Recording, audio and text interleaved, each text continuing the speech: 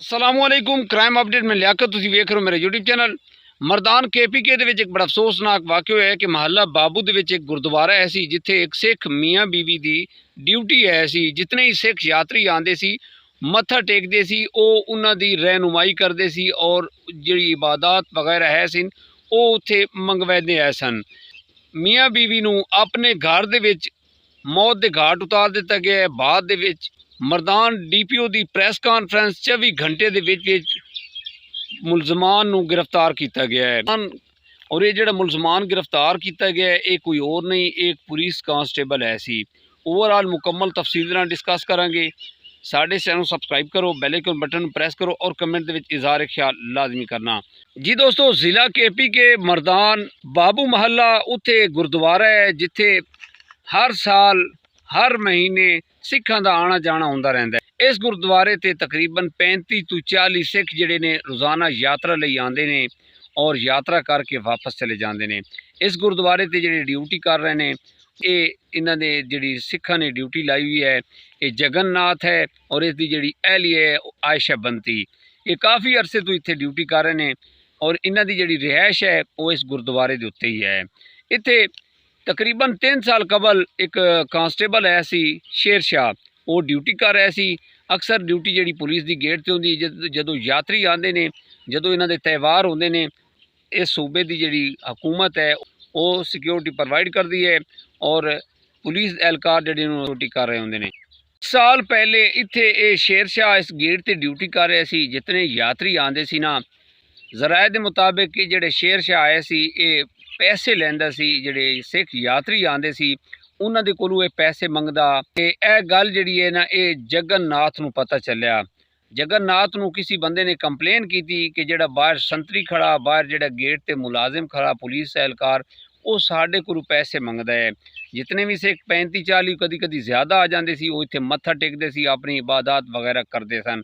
अपनी यात्रा करन तो बाद वो वापस चले जाते सन ते लिहाजा जगन्नाथ ने शेर शाह दी नाल गलबात की इन्हां दी मूँह मारी हुई। जगन्नाथ ने शेर शाह की अगे कंप्लेन की तो शेर शाह का तबादला कर दिता गया।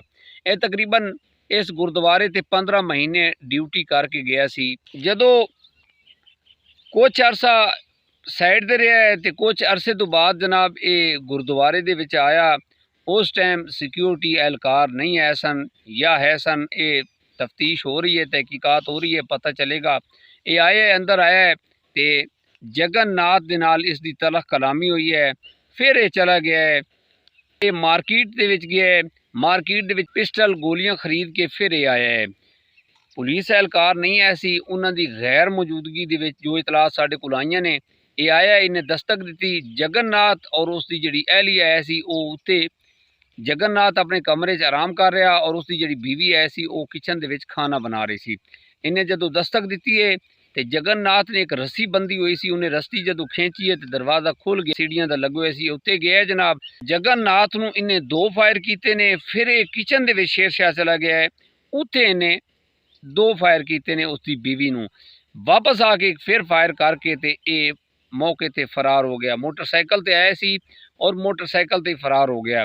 बाद दे विच जिहड़ा एक बंदा थल्ले यात्रा कर रहा सी सिख उन्हें देखा और उत्ते नस के गया है। पहले उन्हें समझा कि फटाका है। थोड़ी देर बाद जो देखे वो शदीद जख्मी हो गए सन।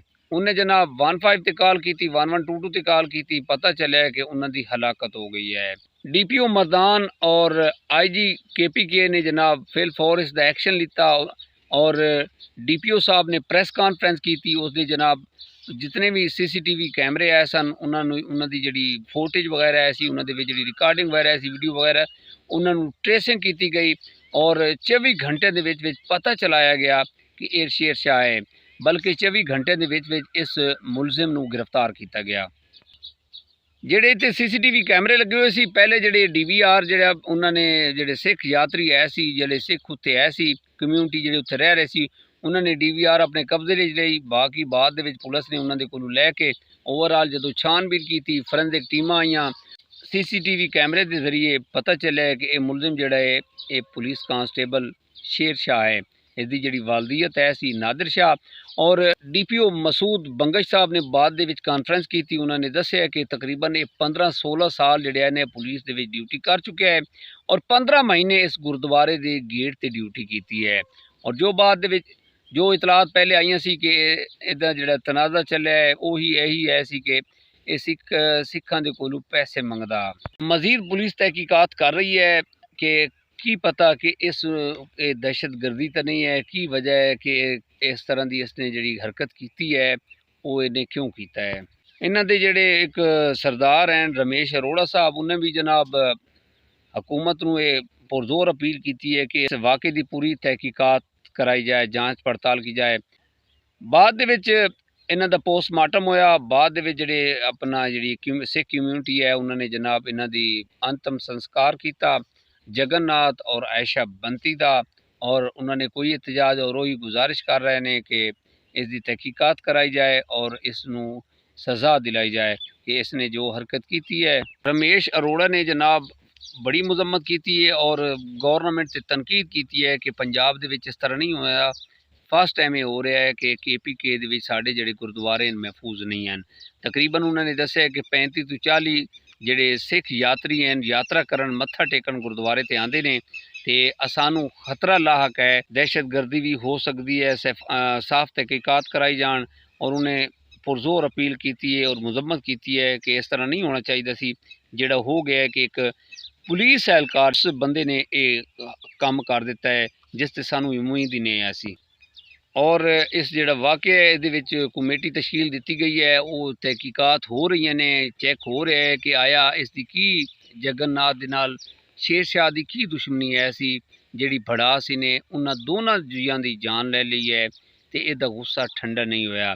की वजह है सी 15 महीने उत्थे ड्यूटी करता रहा है, ठीक ठाक ड्यूटी करके फिर इहदा तबादला होया। और ये ज़ाती रंजिश है या कोई होर वजह है जिसने जिहड़ा इसनूं एक कदम चुकन ते मजबूर किया कि इन्हें 2 जियां की जान ले ली है। देखते हैं कि अगे जाके इसनूं की सज़ा होंदी है। पुलिस हर एंगल ते तहकीकात कर रही है कि ये आया इसके पीछे कोई साजिश तो नहीं है। जो अपडेट आएगी वो तुहाडे नाल डिस्कस करांगे। कमेंट दे विच इज़हार ख्याल लाजमी करना और साडे चैनल सबसक्राइब कराया। अपना ढेर सारा ख्याल रखा है। मुलाकात होएगी अगले व्लॉग के अंदर। खुदा हाफिज़।